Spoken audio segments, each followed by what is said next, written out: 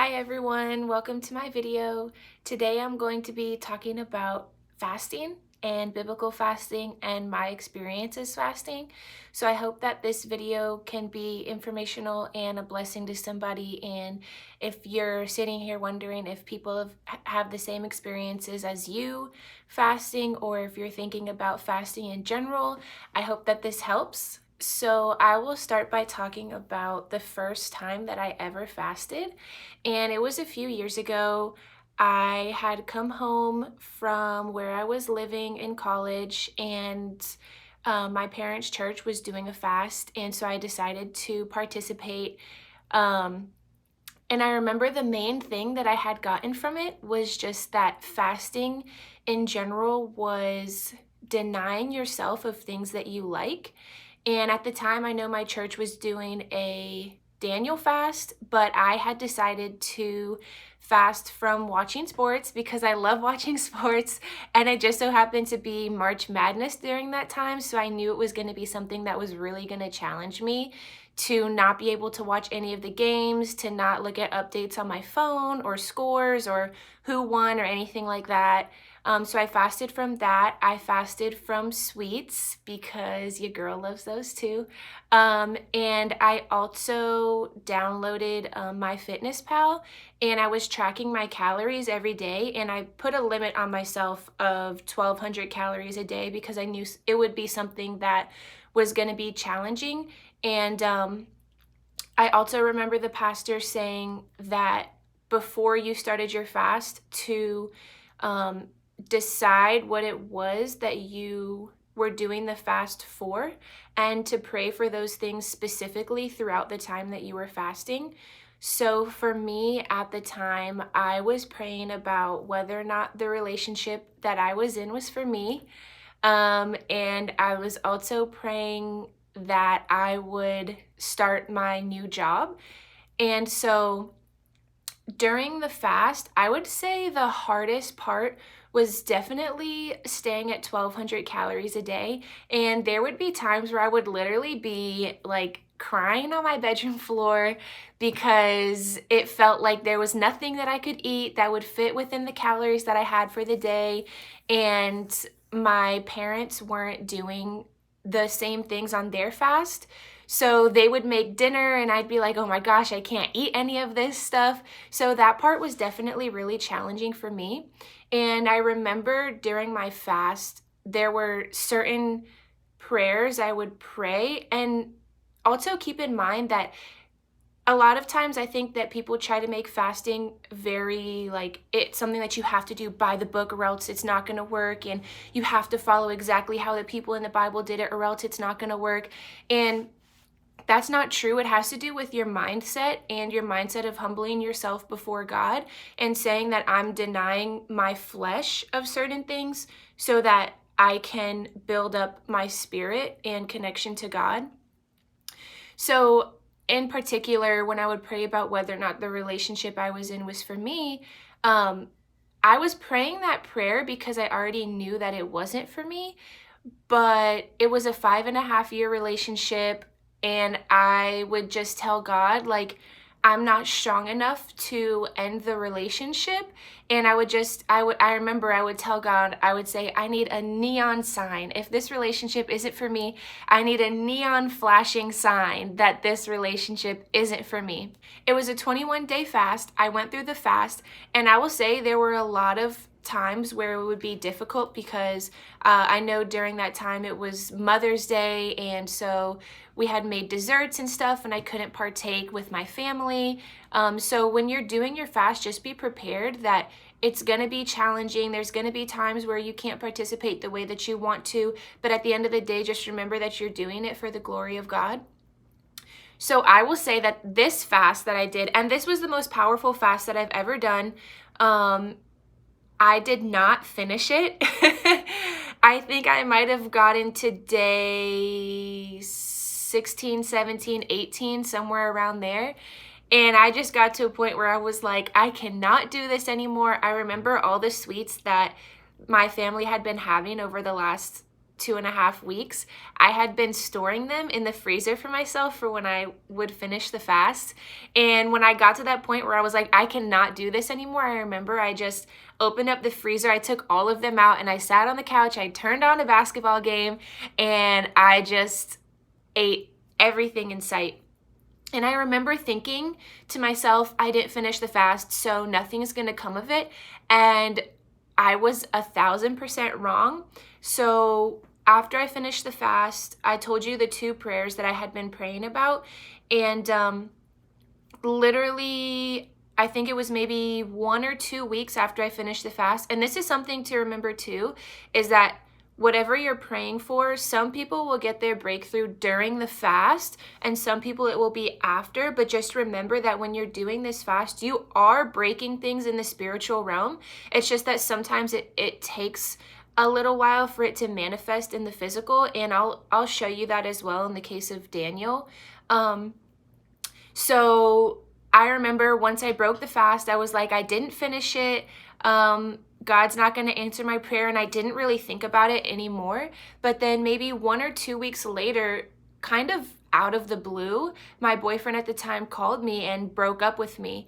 And I remember I was so shocked because throughout our entire relationship, he was always the one that was saying, we're gonna be together. If I ever tried to end things, he was always the one that was like, no, we're still together, like we're not breaking up, we're gonna get through this. So he never gave any inclination of being someone that I ever thought would end the relationship. That's why my prayer was, God, show me with the neon flashing sign that this isn't for me, because I'm not strong enough to break off the relationship.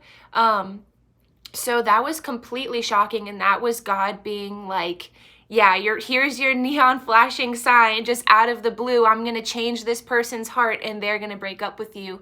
And then the second thing was getting the start date for my job. So I had been going through this hiring process for about 1.5 years, and I was 100% ready to just quit the job. I was thinking about moving to go live with my boyfriend because he lived in another state at that time. And God was, after I did that fast, God was completely like, no, I have different plans for you.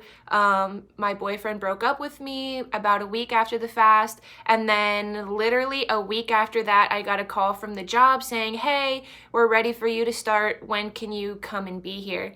And for me, it was definitely a hard time. And you have to realize too, sometimes when you pray for things, you're going to get what you prayed for. God is a good God, and he's going to keep you on track with what he has for your life.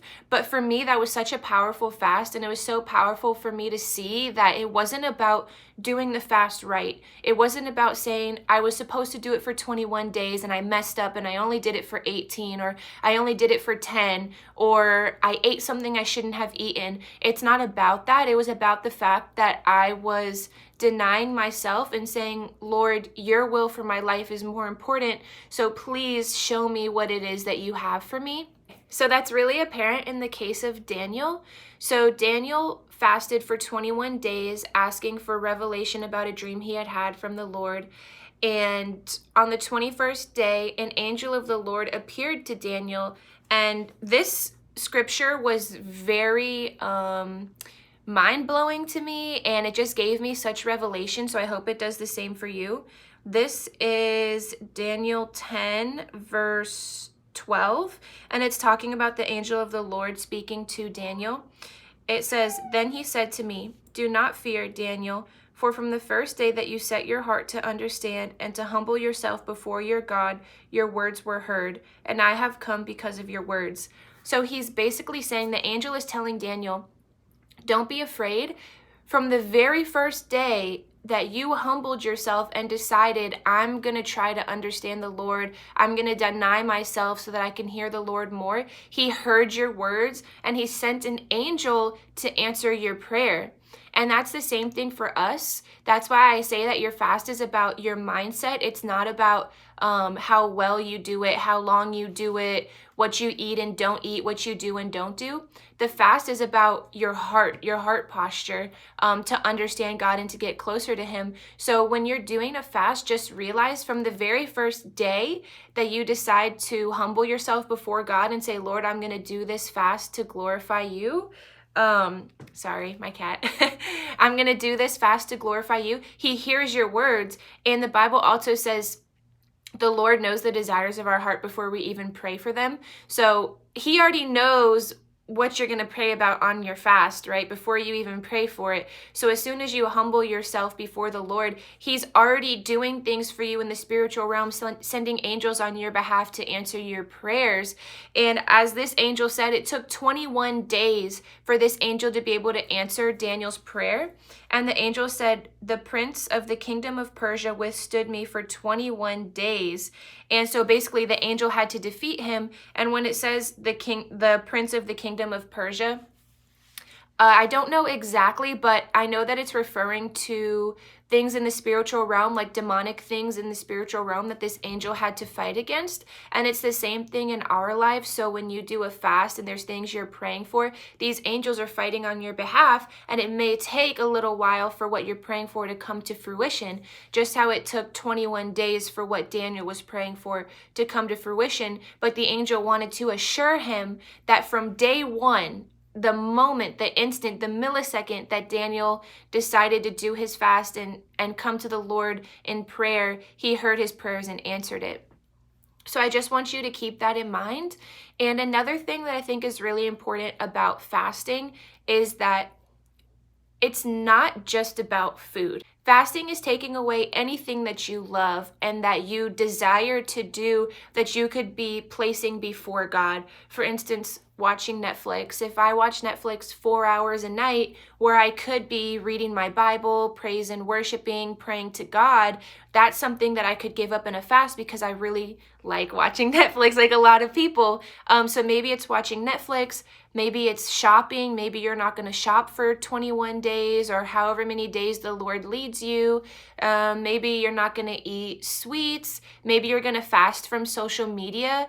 You guys, that is a very, very powerful one, to fast from social media. And you'll actually see how much it releases you, how it gets rid of the anxiety, the depression, the constant comparison between other people, the feelings of insecurity, low self-esteem, low self-worth. A lot of those things can be healed from fasting from social media and fasting forever from social media. But yeah, so you just have to look at yourself, because fasting is unique to every single person. There's no right way to do it. It's just about your heart posture and what's going to be impactful for you. And if you're not sure what kind of a fast to do, how long you should do it for, you can do an easy Google search of biblical fasts, and there'll be a bunch of results that come up. But just some of the more popular ones, of course, are the Daniel fast. It's 21 days, and you can just Google the things you can and can't eat on the Daniel fast. Another popular one is a 3-day no food fast, only drinking water. You can do a food fast and only drink liquids. You can do a 40-day fast. There's so many different ones that you can do, and you can really tailor it to yourself and what you think is going to be impactful for you. But just know that when you're deciding what kind of fast to do, you can pray and ask the Lord what are some things in your life that He would like you to give up that you're putting before Him. And He will definitely show you. You'll start to see. And when you're doing these fasts, just keep in mind that it's something that should be challenging to you. If it's not challenging to you, if it's not challenging your flesh, then you're probably not putting in the effort that you should be, because like I said before, the point of the fast is to deny your flesh. And we all know when we deny our flesh, we get hangry, we get cranky, we get irritable, we get annoyed easily. And these are all things that are definitely going to happen to you during your fast. I know that they happened to me. Like I told you guys, I was literally on the floor of my room crying, saying, why am I doing this? Why is this happening to me? I just want to be able to eat whatever I want to eat. And to be honest, part of me thinks that seeing ourselves like that is pleasing to the Lord because our flesh is so upset, right? But it's glorifying to Him because our bodies are in such a state of disarray because it's like, no, I want this, but I'm telling myself no, that God is pleased by that because we're doing that for His glory to show Him that He's more important than what I want to eat, what I want to watch, what I want to buy, what I want to do. So you may be wondering, what is the purpose of fasting? And there are many purposes for biblical fasting. Some of them may be asking the Lord His will for your life, asking Him specific questions. Maybe you want breakthrough on something in your life. Maybe you just want to get closer to God. Maybe you want to learn how to hear His voice. You want Him to reveal Himself to you. You want Him to give you a word. All of those things can happen through fasting. Maybe you want to break off depression. You want to break the chains of soul ties. You want to break away things from your past that are affecting you currently today. Those are all reasons for fasting, and you can even Google biblical fasting and the reasons for fasting, but really any breakthrough that you want in your life for any reason, fasting will help you. So recently I did a 21-day Daniel fast with my church, and before I started the fast, I definitely did not think I would finish it because, like I said, when I did a 21-day fast before, I didn't make it the full 21 days, and the Daniel fast is much more restrictive than the 1,200 calories a day fast that I did, because at least on that I could kind of eat whatever I wanted. But on the Daniel fast, you can't eat bread, sweets, no sugar. That means not even any honey, no dairy products, no meat, nothing like that. So I was basically eating vegetables and potatoes every single day for 21 days. And you could eat beans, but I really don't like beans. So I was kind of limited at what I could eat. And during the fast, in the beginning of the fast, I was only doing the Daniel fast with food. And I realized that instead of focusing more on God and reading my Bible and praising every day and worshiping every day and praying every day, I was just watching TV. So I would come home from work, I would eat food, and you're not satisfied by it, so you want to satisfy yourself another way. So I would just watch TV all day, and I realized that I wasn't getting any type of breakthrough. I wasn't feeling closer to God, and it was because I was, instead of filling myself with God, I was filling myself with TV. So I decided to also fast from all TV, and that was when I really started to feel it. That was when I really started to feel closer to God. And one of my goals during that fast was to learn how to hear God's voice, because I was feeling like I don't really know if I'm hearing God or if I'm hearing me, and how do I know which one it is? And I don't want to be thinking I'm hearing God and I'm actually hearing me. So during that time, that was one of the things that I prayed about, and I would Google how to hear God's voice, and I came across something that really, really helped me, and it's called two-way journaling.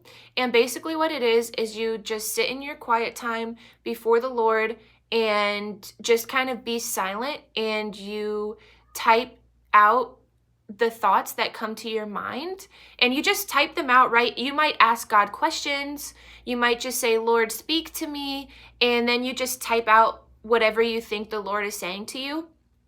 Even if you're not sure, just type it out, because the whole point of it is that you're writing down what you think God is speaking to you, and you can go back and reference it in the future, and you can look back and you can see, okay, this was definitely God, this was definitely me, and it will help you learn to determine what's God and what's you. And when it comes to learning how to hear God's voice, you have to think of it as learning how to hear your spouse or your girlfriend or your boyfriend or whatever. So a lot of times when your spouse says something to you, they may mean one thing, but you're interpreting it in another way. So the more that you get to know your spouse, the better you are at knowing them, the better you are at hearing them and hearing what they're actually saying to you, hearing what they actually want. And it's the same thing with God. The more time you spend with him, the better you get at hearing him, the better you get at understanding what he's saying to you and knowing what he wants you to do. So the last thing that I just wanted to mention about the most recent fast that I did, and the reason I'm not saying exactly what my breakthrough was from the fast yet is because it just ended. And like I said, how all of your prayers don't get answered right away, or they don't get answered exactly during your fast. So I'm kind of waiting to see what happens and what God does in my life based off the things I was praying for during that fast. But one thing that I do want to mention was how I said earlier that God knows the desires of your heart before you even pray for them. And the moment that you set your mind to humble yourself before the Lord, he hears your prayers, right? And so during this fast, one thing that my heart was just yearning for was a word from God. And it was, I had just wanted a word from God from somebody else, somebody to prophesy over me or something like that, because I was just having such a struggle with hearing God for myself that I was like, Lord, I want to hear you. I need to hear you from somebody else because I'm not confident in my ability to hear you right now. And I didn't exactly pray for it, but it was the desire that was on my heart. And I started attending a new church while I was on this fast. God just prompted me to look for a church in my area, and I began going. And so as I was going to this church, every time I would go to the church, I would just have this feeling that today's going to be the day. Today's going to be the day. Maybe the pastor's going to call me up and prophesy or have some word for me. You know, you have these grand imaginations. And I would just think to myself, today's going to be the day. Today's going to be the day. And my fourth time going to the church, one of the young ladies that I met there invited me over to her house for dinner. And I went to her house, and one of the people that she was living with, he came up to me and gave me a word from the Lord. And he was like, as soon as you walked into my house, I heard this word from God for you. And I was such in awe because the word was so personal, and it applied to my life so much that it really made me understand that God truly does know the desires of my heart. And even though I wasn't specifically praying for this exact thing to happen, I was thinking about it all the time, and God knows our thoughts. And I would think about it every time I would go to church. And it was just, to me, God saying, I hear you. I see you're fasting. I see you trying to get closer to me. Here's this word of encouragement to keep going. And I just want to put a disclaimer that not everybody is going to have an encounter like that. Not everybody's going to have someone prophesy over them or an opportunity for someone to prophesy over them. And if you do get prophesied over, you need to also make sure that, one, look at the fruits of the person that's prophesying over you. Don't just allow any person to say the Lord told them something about you or told them something for you and just take it as is. The Bible says you need to test every spirit and look at the fruits of that person. And so just remember that. And if it's something that you really feel doesn't apply to you or doesn't apply to your life, you don't have to accept that word of prophecy. So just a disclaimer out there. But I hope that this answered some questions that you guys had about fasting and biblical fasting. And I hope it was helpful. Bye.